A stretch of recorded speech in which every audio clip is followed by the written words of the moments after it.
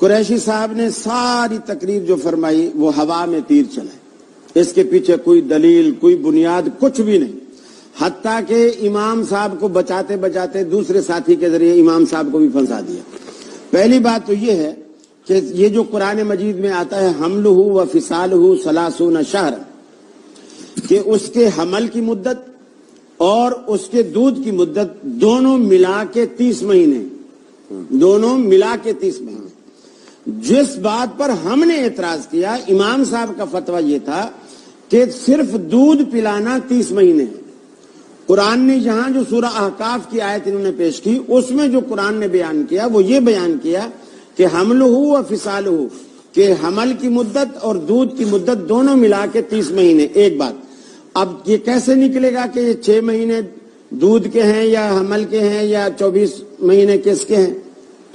قرآن مجید کی وہ آیت جو والوالدات یرضعن اولادہن حولین کاملین، اس آیت نے یہ واضح کر دیا کہ حمل کی جو دودھ کی جو مدت ہے وہ 2 سال ہے۔ 2 سال کا مطلب 24 مہینے، ایک سال میں 12 مہینے ہوتے ہیں۔ تو گویا یہاں قرآن نے اس میں سے جب آپ قرآن کی بیان کردہ مدت دودھ کی نکالو گے تو حمل کے باقی بچیں گے 6 مہینے۔ اور یہ فیصلہ حضرت عثمان غنی رضی اللہ تعالیٰ عنہ کے دور خلافت میں آیا۔ ایک عورت شادی ہوئی اس کی اور 6 مہینے بعد اس کا بچہ ہو گیا۔ سسرال والوں نے حضرت عثمان کی عدالت میں آ کر مقدمہ کر دیا کہ یہ رشتہ ان کے یعنی لڑکی والوں نے ہمارے ساتھ دھوکہ کیا ہے۔ یہ عورت پہلے سے حاملہ تھی، کیونکہ 6 مہینے بعد بچہ ہو گیا، پہلے سے حاملہ تھی اور ہمیں بتایا نہیں اور ہمارے ساتھ دھوکہ ہو گیا۔ حضرت عثمان نے فتویٰ دے دیا اور فیصلہ کر دیا کہ اس کو سنسار کرو۔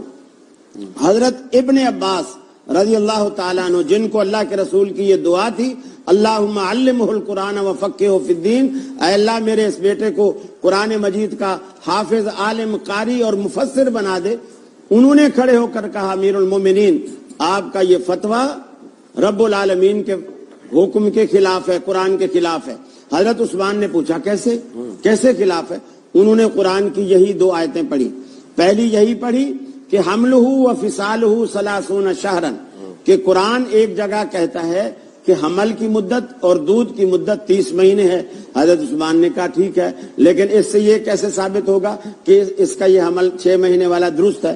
انہوں نے کہا قرآن کی دوسری آیت میں اللہ رب العالمین کہتا ہے والوالدات یرضعن اولادہن حولین کاملین، مکمل مدت دودھ کی پلانے کی جو ہے وہ 2 سال ہے۔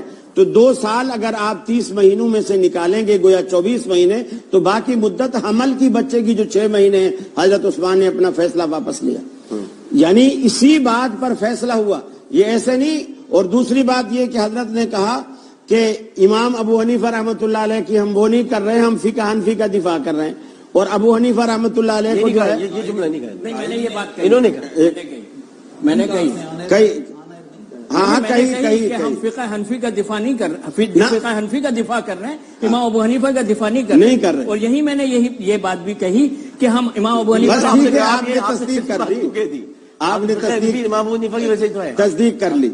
اب آپ دیکھیے یہ ایسی ہستی کو انہوں نے، حالانکہ جو عزت اہل حدیث امام حنیفہ کی کرتے ہیں یہ نہیں کر رہے، ایسی ہستی کو انہوں نے امام بنایا جس سے آپ جان چھڑانا چاہ رہے ہیں، جس سے جان چھوڑ آپ عزت کرتے ہیں۔ ایک منٹ، جعفر منصور کی فقہ حنفی جو ہے، فقہ حنفی نام ہی ان کی طرف منسوب ہے، امام اعظم کی طرف، ابو حنیفہ رحمۃ اللہ علیہ انہی کی کنیت، اب نام ہی فقہ حنفی کا انہی سے منسوب ہے، فتوے مان رہے امام حنفی تو دین حنیف سے نکلا ہے بھائی، سنے تو صحیح، دین حنیف سے نہیں نکلا، ابو حنیفہ سے نکلا ہے۔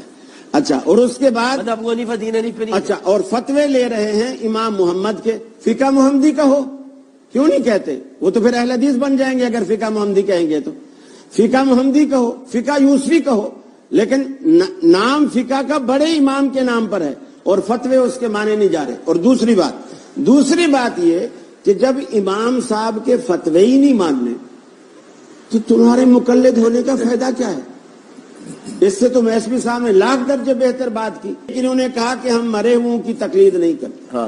کتنی اچھی بات ہے، کتنی خوبصورت بات ہے کہ مرے ہوں کی یہ تقلید نہیں کرتے، ریفرنس دیتے ہیں مگر دیتے ہیں۔ ایک وقفے کے